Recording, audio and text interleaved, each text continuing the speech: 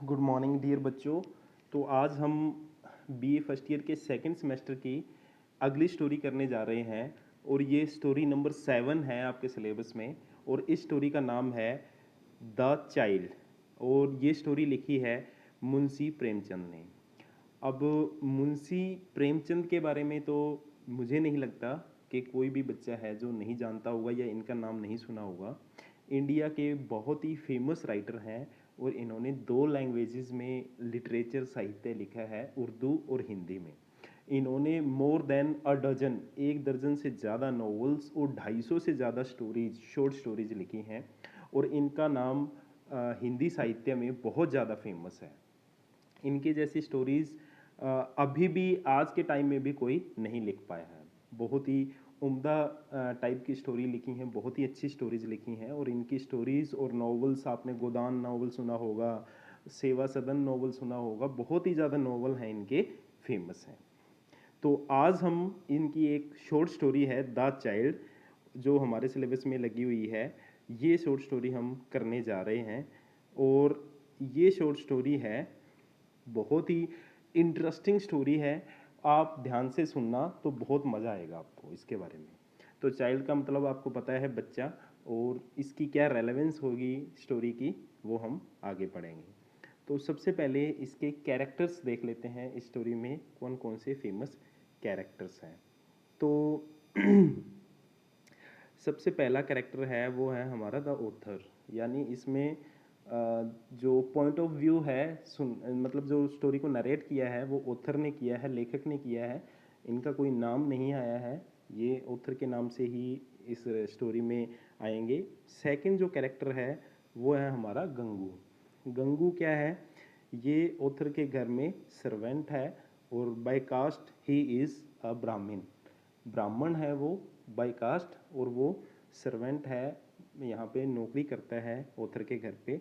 और एक है हमारी कैरेक्टर गोमती, और इसके बारे में ऐसा बोला जाता है सी इज़ अ कैरेक्टरलेस वोमेन। ये बोला जाता है लेकिन है कैसी, ये हमें स्टोरी में पता लगेगा कि इसकी क्या रेलेवेंस है।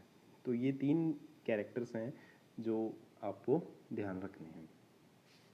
तो जब स्टोरी शुरू होती है तो हमें पता लगता है कि ऑथर है, इसके घर में गंगू नाम का एक ब्राह्मण सर्वेंट है। हालांकि ऑथर के घर में बहुत और भी सर्वेंट हैं, लेकिन गंगू नाम का एक जो सर्वेंट है वो बाय कास्ट ब्राह्मण है।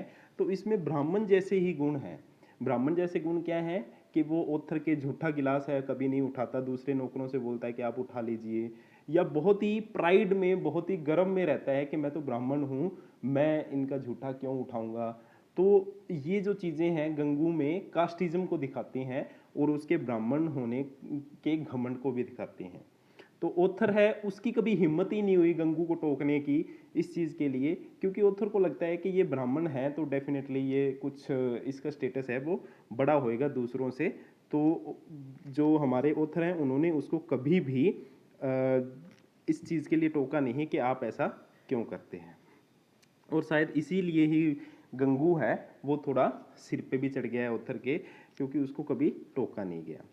तो ऑथर कहता है कि शायद इसकी इनहेरिटेंस, इसकी विरासत है वो ही ऐसी है कि ये ऐसा है, तो इसका कुछ नहीं किया जा सकता। तो ये सब कुछ होने के बाद एक दिन क्या होता है, एक दिन गंगू जो है वो ऑथर के पास आता है। ऑथर न्यूज़पेपर पढ़ रहा होता है, तो गंगू ऑथर के पास आता है और ऑथर को बोलता है कि भी वो अपनी जो जॉब है वो छोड़ना चाहता है।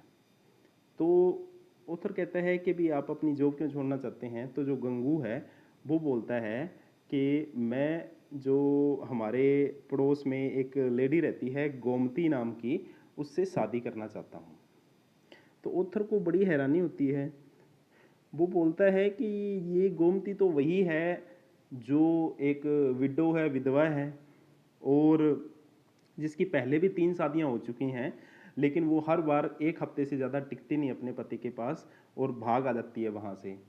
तो गंगू बोलता है कि ऐसा आपने लोगों से उसके बारे में सुना है कि वो कैरेक्टरलेस है, वो अपने पतियों के पास नहीं रहती, लेकिन मेरा मानना है कि गोमती है, उसके किसी भी पति से उसको वो प्यार नहीं मिला जो एक पत्नी को मिलना चाहिए।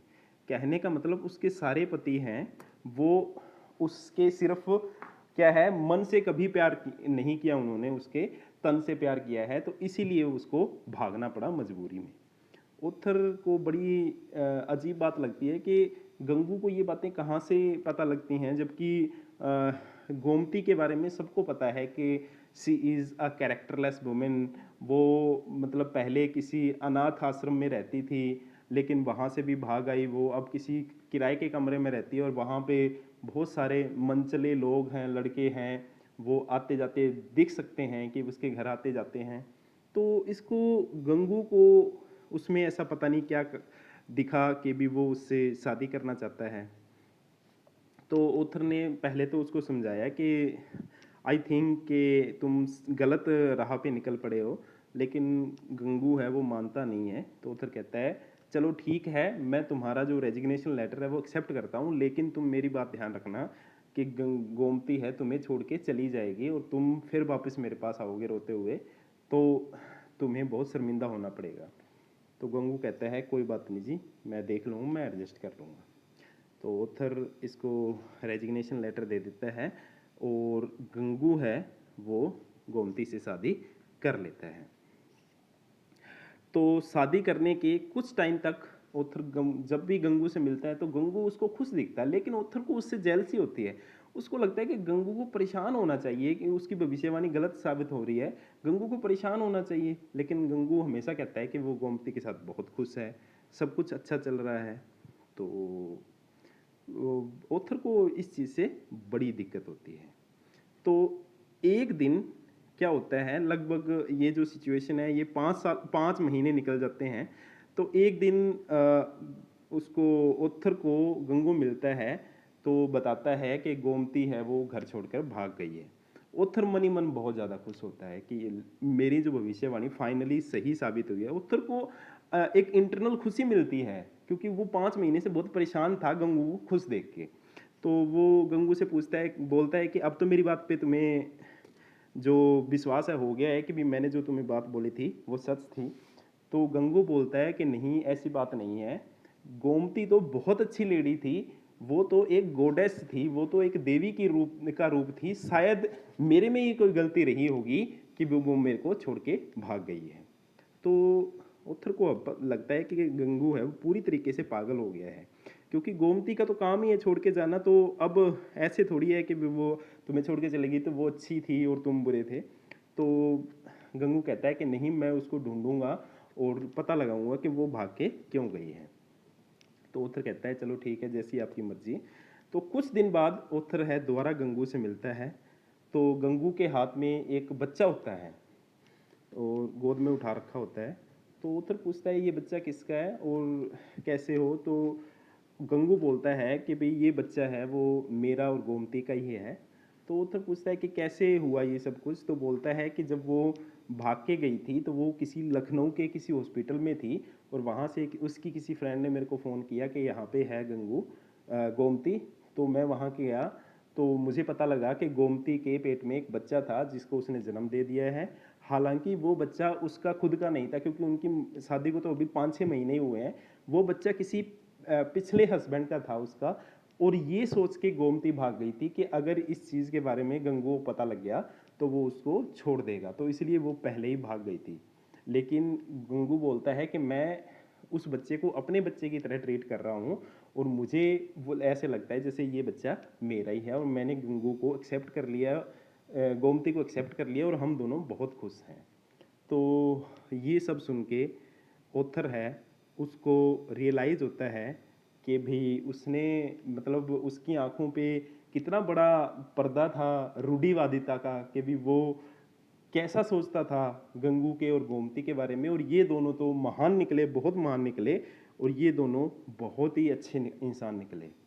तो ऑथर ने क्या किया, जो बच्चा था वो अपने हाथों में लिया और उसको मतलब बड़े ही प्यार से टच किया, किस किया। और उसकी ऑथर की आंखों में इस चीज़ को लेके बहुत ज़्यादा गिल्टी फील था कि उसने गंगू के बारे में क्या सोचा, गोमती के बारे में क्या सोचा।